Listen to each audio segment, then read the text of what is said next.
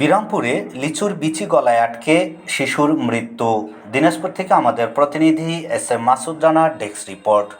দিনাজপুরের বিরামপুরে স্কুল ছুটির পর সহপাঠীর সাথে লিচু বাগানে লিচু খেতে গিয়ে গলায় বিচি আটকে সালমান ফার্সি রনি বয়স 4 নামের এক শিশুর মৃত্যু হয়েছে। মঙ্গলবার 14 মে আনুমানিক দুপুর 12টার দিকে বিরামপুর পৌরসভার 7 নম্বর ওয়ার্ডের শিমুলতলী গ্রামে এ দুর্ঘটনা ঘটে। নিহত সালমান ফার্সি রনি 4 পৌরসভার 7 নম্বর ওয়ার্ডের শিমুলতলী গ্রামের রাশেদুল ইসলামের একমাত্র ছেলে। সে শিমুলতলী সরকারি প্রাথমিক বিদ্যালয়ের প্রাক প্রাথমিকের শিক্ষার্থী। নিহত সালমান ফার্সির পরিবারের সদস্যরা রিপোর্টার বাংলা টিভিকে বলেন, দুপুরে সে স্কুল থেকে এসে পাশের বাড়ির শহীদের ছেলে জীবন বয়স 7 এর সাথে বাড়ির সামনে আনিসুর রহমানের লিচু বাগানে গিয়ে লিচু খায়। এ সময় একটি লিচুর বিচি তার গলায় আটকে গেলে শ্বাস বন্ধ হয়ে যায়।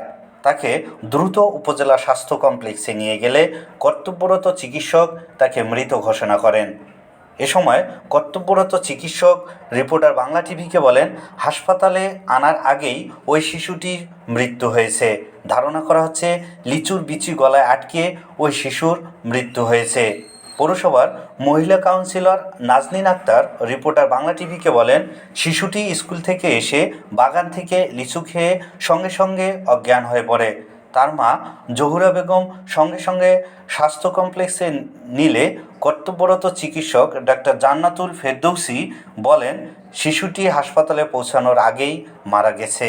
বিরামপুর থানার ভারপ্রাপ্ত কর্মকর্তা ওসি সুব্রত কুমার সরকার রিপোর্টার বাংলা টিভিকে বলেন, পরিবারের কোনো অভিযোগ না থাকায় শিশুটিকে পরিবারের কাছে হস্তান্তর করা হয়েছে।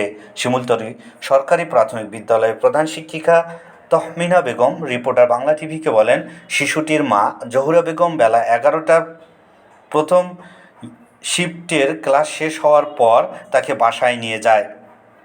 এরপরে শুনতে পাই এ দুর্ঘটনার কথা। ঘটনাটি খুবই দুঃখজনক ও মর্মান্তিক।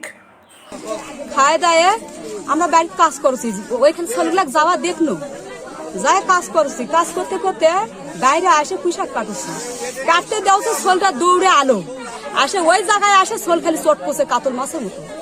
যখন ছোল চট পুষে তখন ছোলের চটকুন দেখে আমি আবার হাসা টাসা যা আছে সব ফেলে দেই। আমার ভাগ্নিও আছে, ওই হাত ধরে মনে করছে গাছ থেকে পড়ে গেছি। ওই এখন বুক পান্দ্রাত খালি হলো এখন ডলছে যে ছোলের কিছু হলো নাকি। তখন দৌড়ে আসে দেখছে ছোল খালি আপনা আপনি চট পুষে খালি এমন ভাবে চট পুষে ছোলক সামাল দেওয়া যাচ্ছে না। তখন কি কর না গেলে আমি চিল্লা দিছি।